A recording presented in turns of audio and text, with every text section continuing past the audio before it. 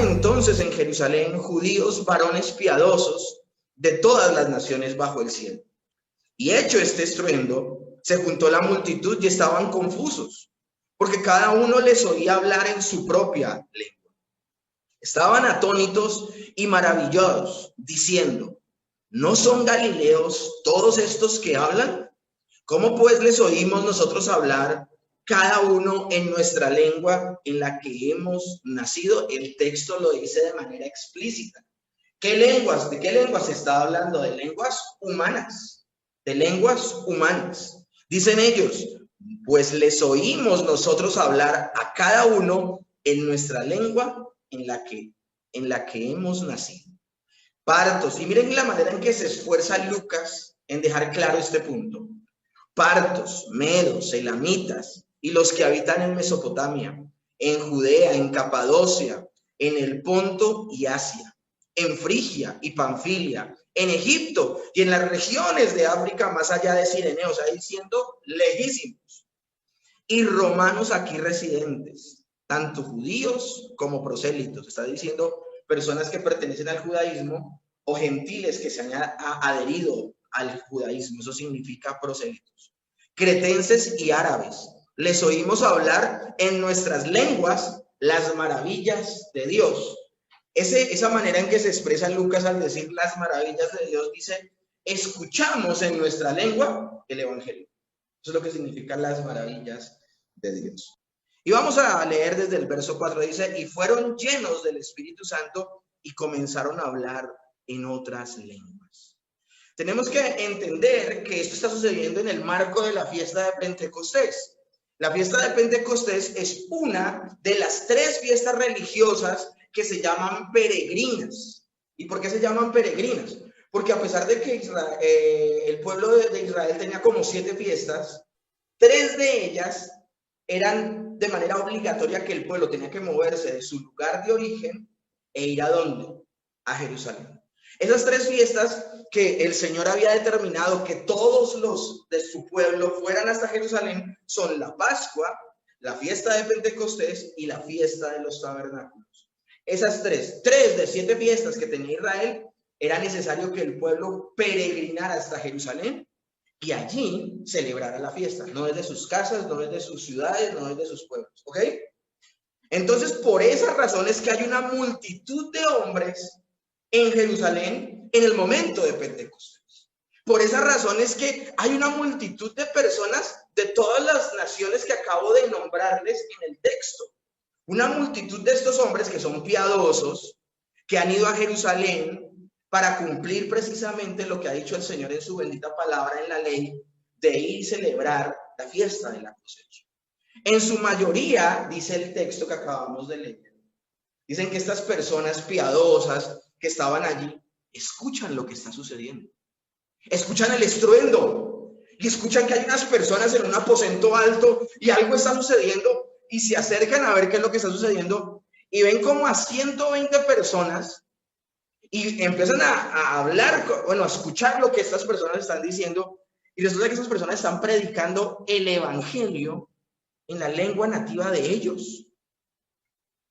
Vieron a 120 y dice el texto, en su mayoría de estos 120 que han recibido el don, eran galileos. Y el autor, Lucas, hace un énfasis de que son galileos, ¿por qué? Porque los galileos eran menospreciados por los judíos en general. De hecho, dudaron de que Jesús era el Cristo porque él venía de Nazaret. Entonces, ¿ese Galileo qué? Ahora, ellos ignoraban que Jesús había nacido ¿en dónde? En Belén, ¿no? Sino que le llamaban Galileo porque había crecido ¿en dónde? En Nazaret. ¿Y por qué menospreciaban a los galileos? Entre muchas cosas, los galileos tenían una forma singular de hablar. Y se dice, los lingüistas, que también son comentaristas de estos textos, dicen que ellos se tragaban las sílabas. O sea, tenían un acento singular. Y por esa razón, por su manera de hablar tosca, eran fácilmente identificables. No sé si ustedes se acuerdan cuando a Pedro lo confrontan y dicen, tú eras uno de ellos. Le dicen, es que aún tu manera de hablar te delata. No solamente cuando habla de su manera de hablar se refería a que él fuera muy espiritual al hablar, sino por su acento galileo, ¿Ok? Y dice así, verso 6 del capítulo 2. Y hecho este estruendo, se juntó la multitud y estaban confusos, porque cada uno les oía hablar en su propia lengua. Y lo que ellos expresaban eran, como les digo, las maravillas de Dios, el evangelio.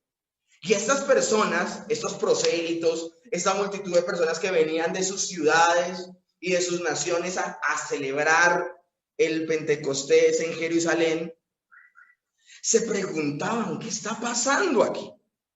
¿Cómo gente galilea tan burda tiene esta asombrosa capacidad de bilingüismo? ¿Cómo tienen la habilidad de hablar en nuestro propio idioma las maravillas de Dios? Muchos de ellos por mucho tiempo habían necesitado de traductores para que les leyeran la Torá. Y ahora resulta que hay personas de lo más bajo del pueblo judío, que son los galileos, porque así eran de menospreciados, pero el Señor es así, de lo vil y menospreciado levanta a él. Y estas son las personas capacitadas para predicar el evangelio en la lengua de estas personas. No era una o dos lenguas. Ustedes acaban de oír cuántas lenguas eran. Y estando atónitos y maravillados decían, miren cómo los galileos hablan. ¿Cómo gente galilea tiene esa asombrosa capacidad? ¿Cómo pues les oímos? Dice el verso 8, nosotros, hablar cada uno en nuestra lengua en la que hemos nacido. Entonces, mis hermanos, la pregunta aquí no es ¿qué don recibieron? El mismo texto lo dice. Más bien la pregunta aquí trascendental es ¿por qué lo recibieron?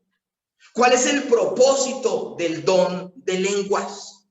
¿Cuál es el propósito de parte de Dios para que estas personas, estos 120, hablaran lenguas desconocidas? Bueno, mis hermanos, hay 3 propósitos y voy a irlos nombrando en esta oportunidad uno a uno, porque si se los nombro todos de manera general, tal vez quedan eclipsados y se predisponen. No, quiero que el texto de manera natural nos vaya mostrando estos 3 propósitos.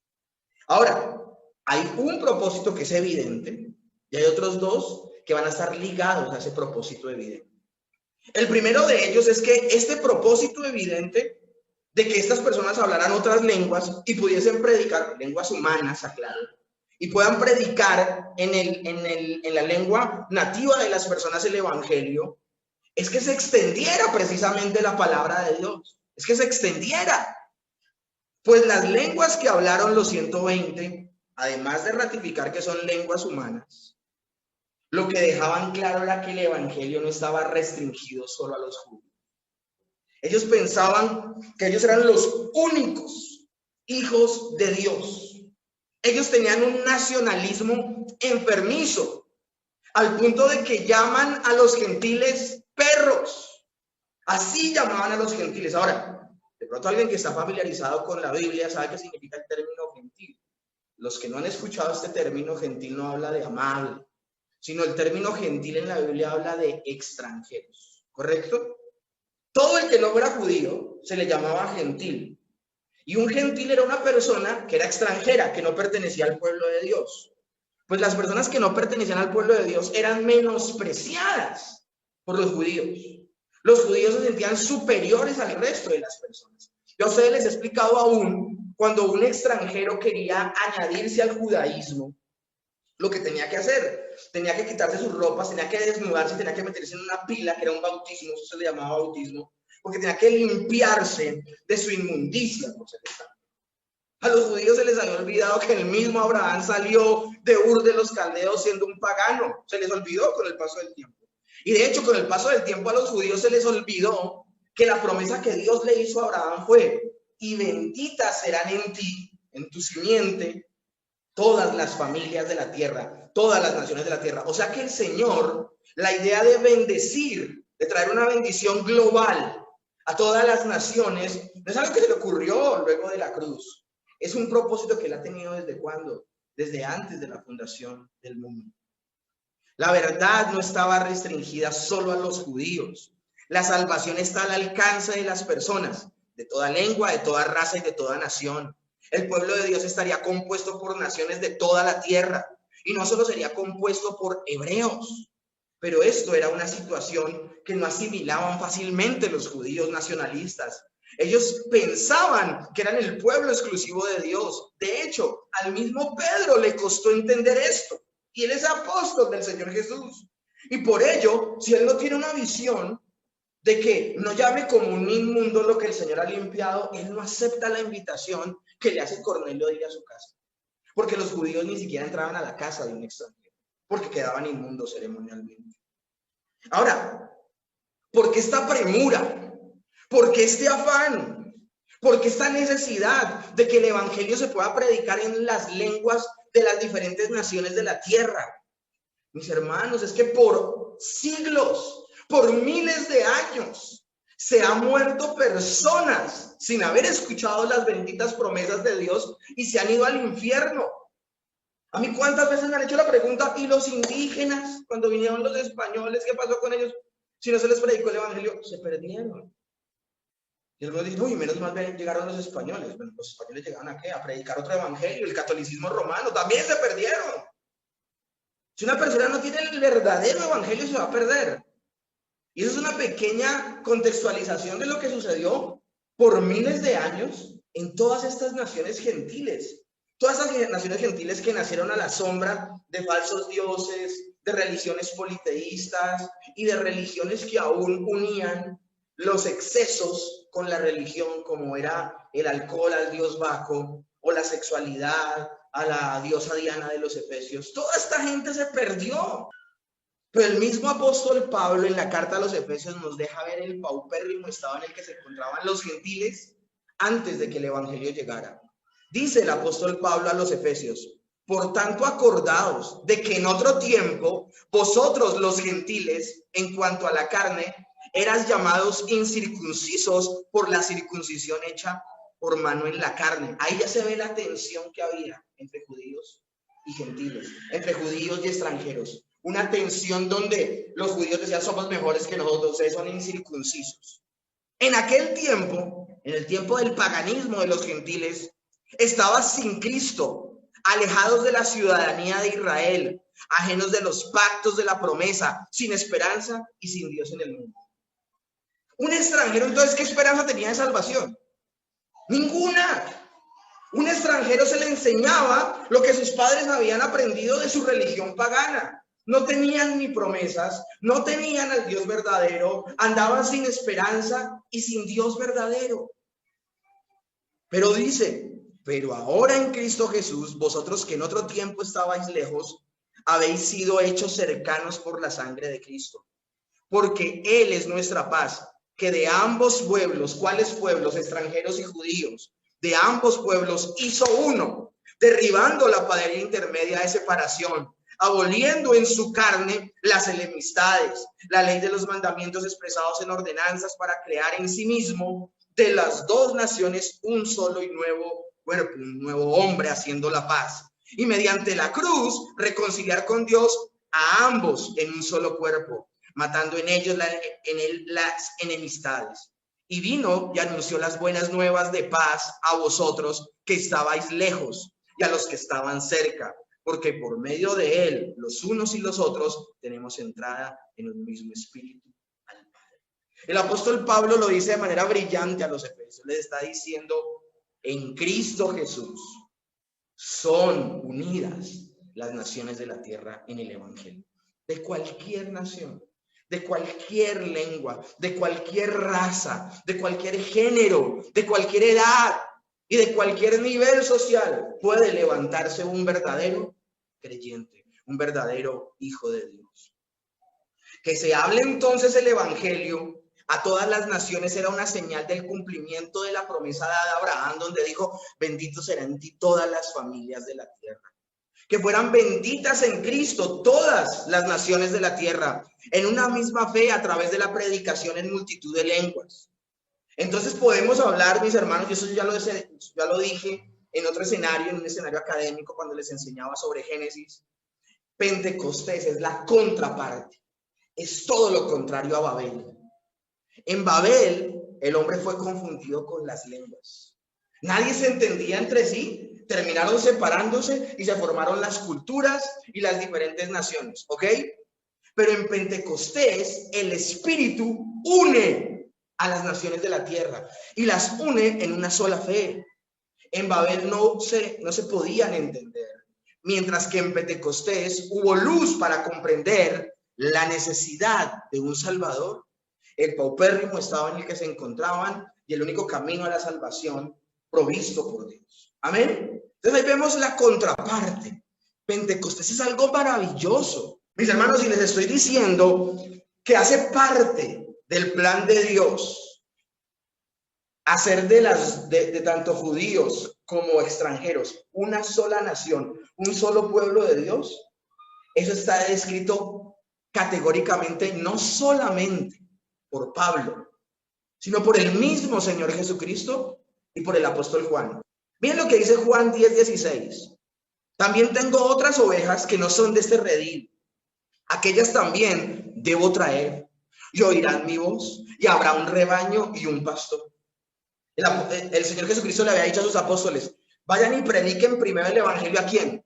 A las ovejas perdidas de la casa de Israel. ¿Se acuerdan? Eso lo vimos en Mateo. Pero luego dice, ahora sí prediquen a todos los gentiles. Y la señal de que él ya iba a ser crucificado era que los gentiles iban a acercar a él a escuchar el evangelio. Pero miren lo que dice el apóstol Juan en Apocalipsis capítulo 7. Este es el cuadro que vamos a ver en los cielos.